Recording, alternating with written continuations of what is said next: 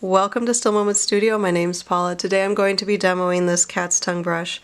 This is a Princeton Oval Wash Aqua Elite. And like you heard me say, this is a cat's tongue.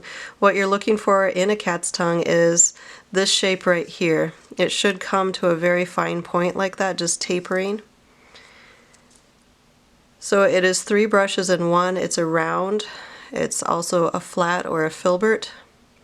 Right, and then also with that point as well. So you can wash large areas and then you can get in there and do the detail. This is synthetic sable. Sables tend to snap back into that point a lot faster than if you were using a squirrel. Squirrels tend to hold more water, but they won't snap quite as quickly into that point if you're trying to trust it for the very fine details. So I've read quite a lot of comments that artists use their cat's tongue in all their work, and that's just their go-to brush, and I'm interested to see if I can do that and how awkward or how natural that really is to me. I typically use a round or an angled recently. You go through seasons of life where you love a certain brush and then you switch based on what you have and what your needs are and just your style. So let's go ahead and get started.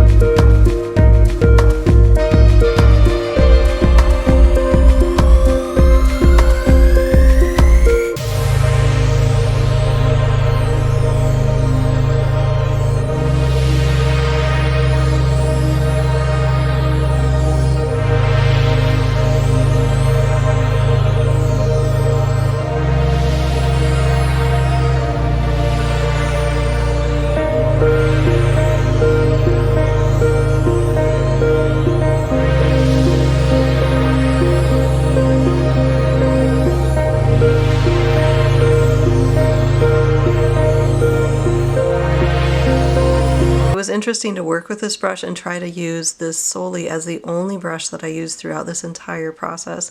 I loved how in through this area I could flip it back and forth really fast, and that was fun. When you have large open spaces, the cat's tongue just feels really good to be able to get into that. When I started to get into the more finer detail, I noticed that as I laid it down to use it like more of a round, you have this underlayer right here where it will touch and when you didn't want it to, so you have to use it a lot more upright.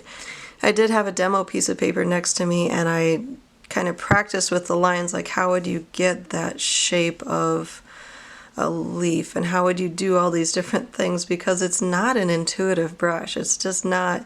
You kind of have to train your brain a little bit. I typically use rounds quite often, so when I wanted to go down to a round, my brain was just really stuck, like, oh, I wish I could go down to that smaller round.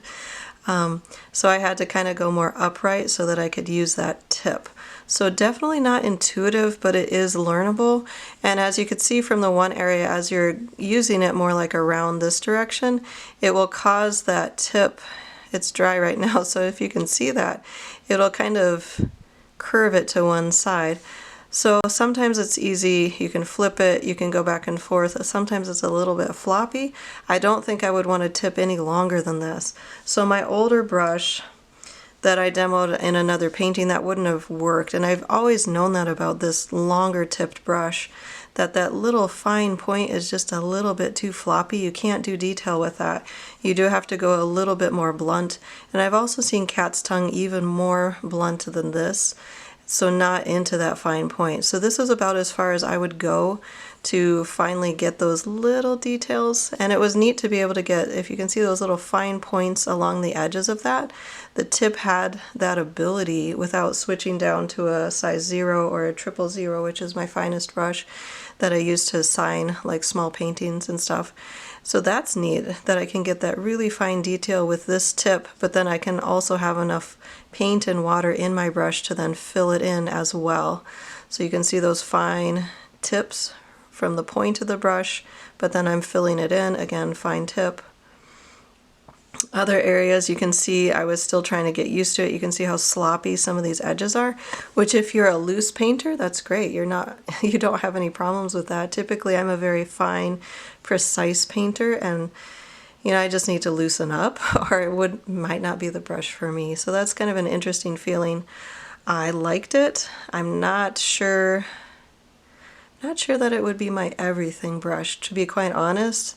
Like I said, I loved just the flipping it back and forth in the fluid areas. I love making evergreen trees, this fine detail right in through here that you can get with this tip that you can't get with maybe a size 6 or 8 round. Could never do that. Or at least the rounds that I currently have, I would have to go finer. So it was very interesting. So again, this is the Princeton Oval Wash Aqua Elite. This is a cat's tongue, and maybe you'd want to try it out for yourself. I'll leave the link down below and you can order one.